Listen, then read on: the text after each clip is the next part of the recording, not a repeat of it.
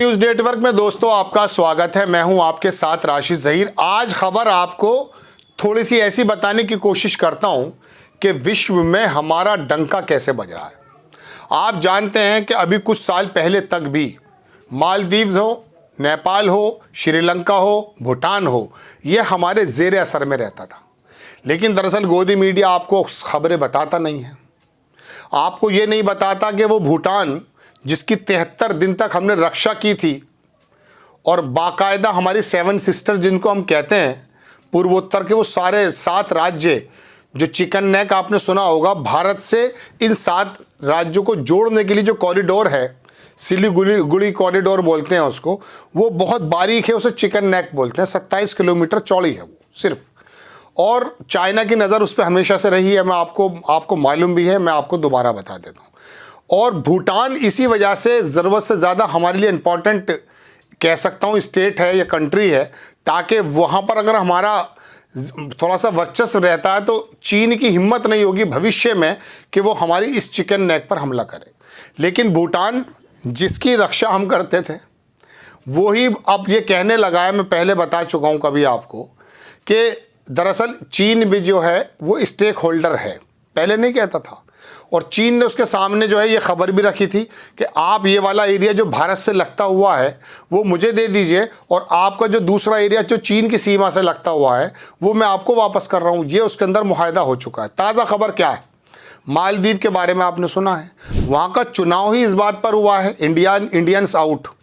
मोहम्मद मुइज़्ज़ू नाम का जो आदमी आया है वहाँ, उसने इस वाले प्रोपेगेंडा को आगे करके कि इंडियंस को बाहर करना है, चुनाव जीत लिया, चीन की गोद में जाकर बैठा। अब बड़ी खबर हमारे पॉइंट ऑफ व्यू से, ये खबरें आपको इसलिए बतानी ज़रूरी हैं क्योंकि जब तक आप इन नेताओं के चक्कर में पड़े रहोगे ना, जिनके रोज़ाना वीडियो वायरल हो रहे हैं, जो अपना ईमान 2 मिनट में बदल के इधर से उधर हो रहे हैं, तब तक आप ये समझ नहीं पाओगे कि बाहर चल क्या रहा है। मालदीव्स के बारे में मैं आपको खबर देने जा रहा हूँ दोस्तों कि चाइना ने मालदीव से एक मिलिट्री एग्रीमेंट किया है, और वहाँ पर जो हमारे आर्मी के लोग थे जिनको निकालने की बात मोहम्मद मुइज़्ज़ू कह चुका था, अब वहाँ पर चाइना के लोग जा रहे हैं।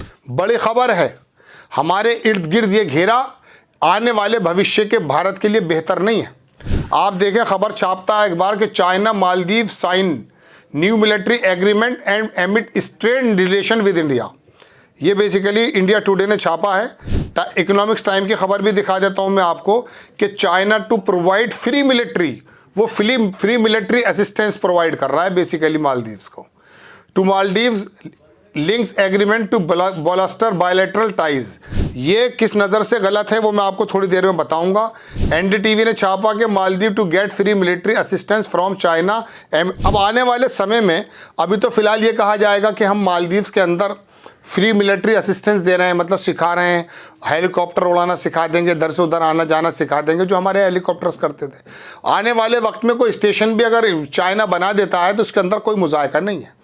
लेकिन हम लक्षद्वीप में भले अपनी बात को कर रहे हैं, लेकिन एक देश जो सांस भी हमसे पूछ कर लिया करता था वो हमें आंखें दिखाने लगा चीन की वजह से। ये खबर आप तक नहीं पहुंचेगी। मैंने आपको भूटान की डिटेल में खबर बताई। नेपाल जैसा छोटा मुल्क, श्रीलंका के अंदर इतना ज़्यादा इन्वेस्टमेंट चीन ने किया, वहाँ की बंदरगाहें तमाम चीन के पास हैं। लेकिन आपको ये बातें थोड़ी ना बताई जा रही हैं। आपको तो 22 जनवरी श्री राम का जो प्राण प्रतिष्ठा है उसके अंदर डुबो करके ये बताना चाह रहे हैं कि राम राज्य आ गया है।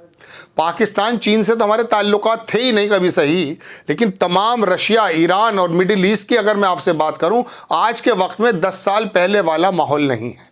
इसके बारे में आपको चिंता होनी चाहिए नहीं। आप सोचते हैं कि इसमें फ़र्क क्या पड़ेगा।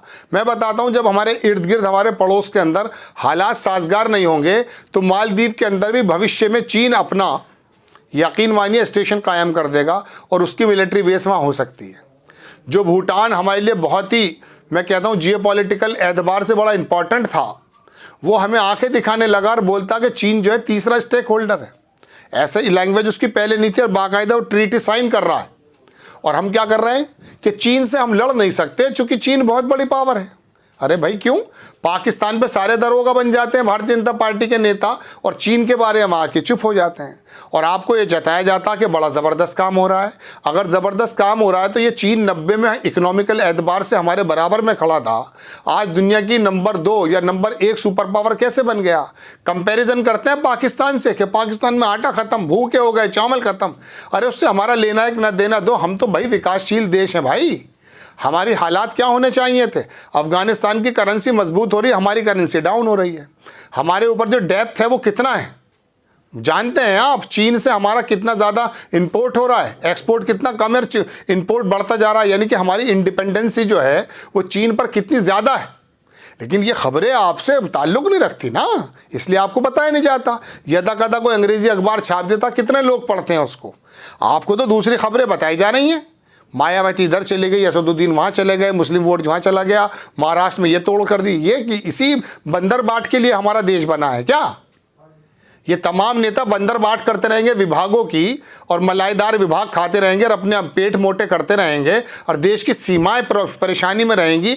ये आप ठीक रहेंगे क्या? ये तो उस तरह की बात हो गई कि जैसे कोई खरगोश होता है ना, जो बिल्ली को देखकर आँख मींच लेता है, वो सोचता है सब कुछ चंगा सी है, ऑल इज़ वेल है, लेकिन जब झपट्टा लगता है तब पता चलता है। पाकिस्तान की बर्बादी पे नाचते रहे ये भारतीय जनता पार्टी के कार्यकर्ता। अरे चीन जो अपना स्टेक होल्डर बढ़ाता जा रहा है, इसके बारे में कौन सोचेगा? ये जियोपॉलिटिकल एतबार से बहुत बड़ा झटका है दोस्तों, कि जो मुइज़्ज़ू सरकार या मालदीव की सरकार हमारे ज़ेरे साए में रहती थी, आज चाइना से फ्री मिलिट्री असिस्टेंस लेकर के वो वहाँ पर ये उसके लिए रास्ते खोल रही है। ये तमाम तस्वीरें देख सकते हैं आप, उनके अधिकारी जो हैं ये। और दूसरी बात यह है 385 बिलियन जो है चाइना बेल्ट एंड रूट के माध्यम से वो बांट रहा है आसपास। वो एक्चुअली चाइना बहुत खोलकर नहीं बताता है कि उसके क्या क्या डिस्ट्रीब्यूशन है। वो ये जो बेल्ट एंड रोड जो इसका पूरी की पूरी स्कीम है, इससे 6.5 अरब लोगों को टारगेट करने का उसका मूड है, औजार के साथ, हथियार के साथ नहीं। वो दरअसल इस तरह के रोड बनाना चाहता है कि उसकी जो है ना एक्सेस आराम से हो जाए। पाकिस्तान, अफ़गानिस्तान, ईरान और टर्की और तमाम मिडिल ईस्ट ये वो कवर करना चाहता है, वहाँ से वो यूरोप जाना चाहता है। और हमारे रास्ते मालदीव से भी बंद हो रहे हैं, भूटान से भी बंद हो रहे हैं, लंका हमें आंखें दिखाता है, नेपाल हमारी आंखें दिखाता है। ये कोई मुल्क थे?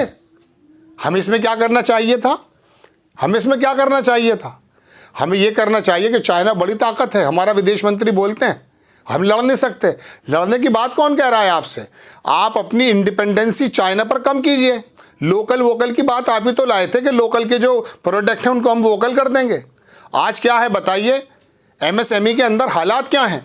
कोरोना के अंदर दोस्तों, आप कहेंगे मैं खबरें कौन सी सुना रहा हूँ, ये बहुत इंपॉर्टेंट खबरें हैं, आपको 1 आध मिनट और बने रहना चाहिए। कोरोना के अंदर एमएसएमई, हमारा जो लघु उद्योग है, जो बेसिकली हमारी रीढ़ की हड्डी है, उसने कोरोना के दौरान ये कहा कि मोदी जी हमें दरअसल लोन नहीं चाहिए, आप हमारे जो हमने लोन लिया हुआ है उस पर जो आप ब्याज ले रहे हैं सिर्फ वो माफ़ कर दीजिए। नहीं, माफ़ नहीं करेंगे, आप लोन और ले लीजिए। 20 लाख करोड़ रुपए का पैकेज हम दे रहे हैं, उसके अंदर बजट भी शामिल था।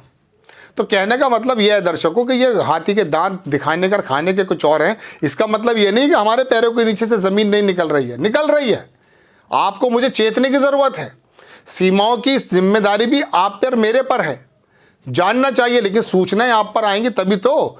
आप तो दरअसल टाइटल देख के खबर पढ़ते हैं। दिक्कत तो ये है ना, टाइटल अगर आपको गुदगुदाता हुआ लग रहा है, उछल कूद करता हुआ लग रहा है, नेताओं की गद्दारियों का लग रहा है, तो आप देखते हैं।